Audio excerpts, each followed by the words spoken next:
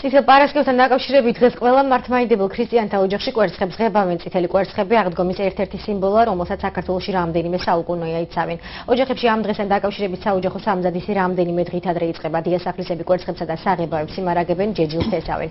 დიასახლისები კვერცხის შეღების ცერემონიალს განსაკუთრებული ყურადღებითა და პასუხისმგებლობით ეკიდებიან, რათა სასურველი შედეგი მიიღონ და აღდგომას მზადყოფნაში შეხვდნენ. საქართველოში კვერცხებს ძირითადად წითელ ფერად ღებავენ, რაც იესოს სისხლთან ასოცირდება. ლამარა კალანდარიშვილი ამბობს, რომ კვერცხი მარადიული სიცოცხლის სიმბოლოა, წითელი ფერი კი იესოს სისხლი. წითელი კვერცხებით, პასკებითა და სანთლებით ოჯახები აღდგომის დადგომას ეიმობენ.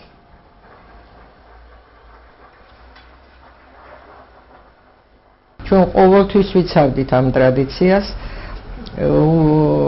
ჩემი წინაპრები თვით დიდ მარხვასაც იცავდნენ. წითელი პარასკევია და უნდა შეიღებოს აუცილებლად ეს კვერცხები.